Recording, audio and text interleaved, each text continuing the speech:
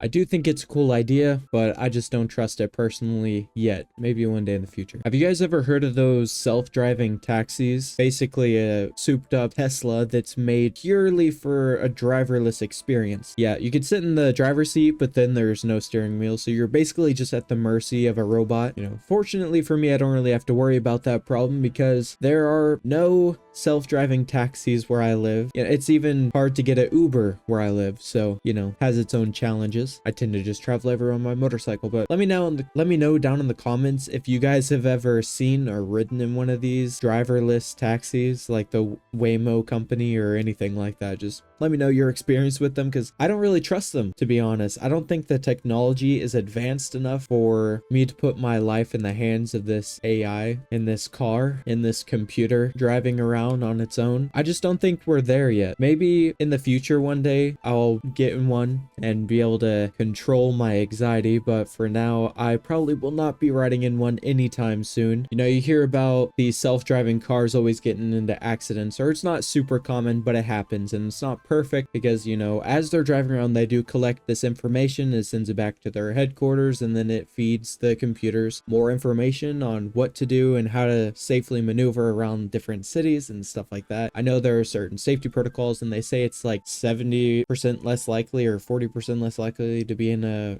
accident than a human being, but I still am not going to trust a computer on wheels. For instance, this video I'm about to be talking about, this car, because there was some construction, didn't really know what to do, and it was spotted driving in the opposite lanes, which I'm sure, you know, if there was anybody inside, there was not, or if there was anybody heading the opposite direction, that definitely increased their pucker factor by at least 100 times. Now, it was pretty funny because it was a cop that spotted them going the wrong way and pulled over this car and decided to go talk to them. You know, they can't be driving on the wrong side of the road. But then who do you talk to? Because there's no driver. Who are you supposed to give the ticket to? Anyway, I'm getting ahead of myself. Let's just check out the video.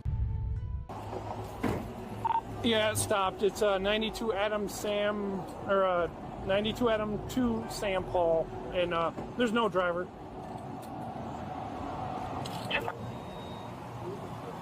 Hi! Connected to driver support. This call may be recorded for quality assurance. Yeah, this is Officer Hines, Phoenix PD.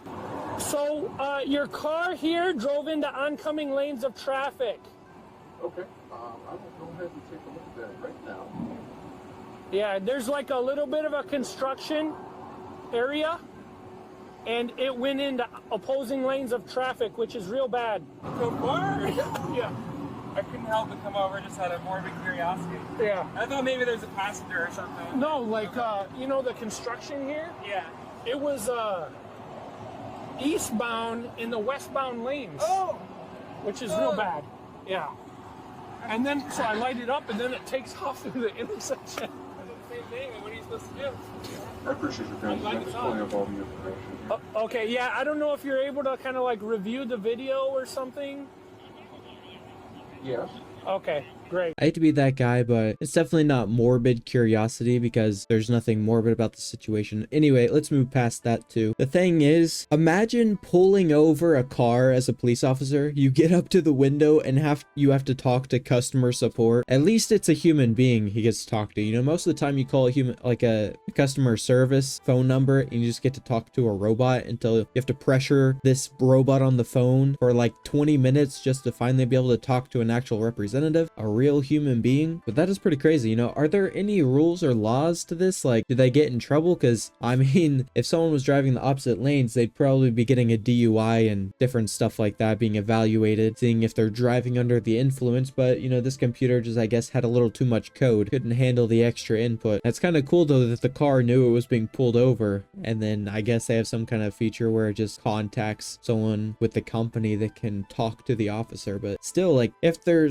I don't know how they really go about this. Are they able to ticket the company, or is that only if something like terrible happens? And I actually found this news article talking about it, and it said on June 19th, a Phoenix police officer pulled over an autonomous Waymo vehicle that had been driving in an oncoming traffic lane. When I just see autonomous, it just makes me think of the automatons from in Helldivers 2. I think that game's just wired my brain to think of that immediately when I hear that word. Anyway, the car was apparently confused by some construction signs and reportedly ran a red light before pulling over in a parking lot to let the officer talk to one of Waymo's support representatives. In about 2.5 minutes of body cam footage published by AZ Central, the officer told Waymo the car was driving in a construction zone when it went into opposing lanes in traffic, which is real bad. He then told a curious bystander what had happened, adding, "So I lighted up and it takes off in the intersection." The dispatch record reportedly said the car drove through a red light and freaked out before it pulled over. So not only was it going in opposite lanes, but once it got pulled over,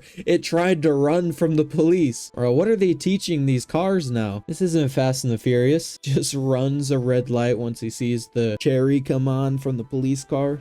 Gosh dang it, you made him nervous. Actually stepped on that gas pedal. Then it goes on. Waymo spokesperson Chris Bonelli told The Verge in an email what the vehicle, which had no passengers, drove into the oncoming lane when it encountered inconsistent construction signage and that it was blocked from navigating back into the correct lane. It stayed in the oncoming lane for about 30 seconds, Bonelli said, before the officer pulled behind the car, at which point it drove away from the cop in an effort to clear the intersection before pulling into the parking lot where the traffic stop took place. The entire event, he added, lasted approximately 1 minute. I get it, he's trying to justify his car's actions, but you know, we're all responsible for our actions. You know, actions have consequences. He ran from the police. I think you gotta lock him up, impound him. He's going rogue. Unable to issue citation to computer, say dispatch records. AZ Central writes, Arizona law does allow officers to give out tickets when a robo-taxi commits a traffic violation while driving autonomously. However, officers have to give them to the company that owns the vehicle. Doing so is not feasible, according to Phoenix police spokesperson. So, okay, it was like I was kind of guessing how they give it to the company, but it's the same, like, because if you're giving it to the company, are you giving it to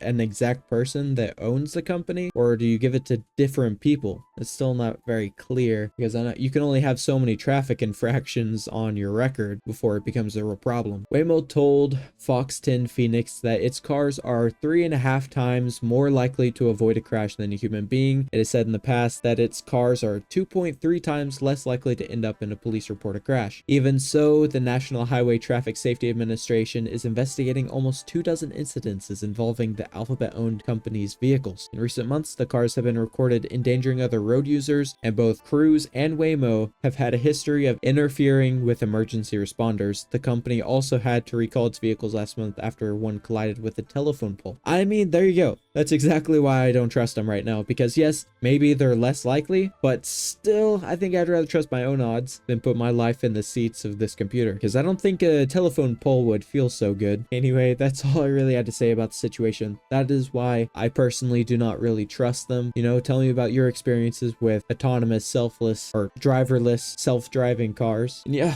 make sure to like and subscribe, share with your friends, your enemies, whoever you want, really. And yeah, see ya.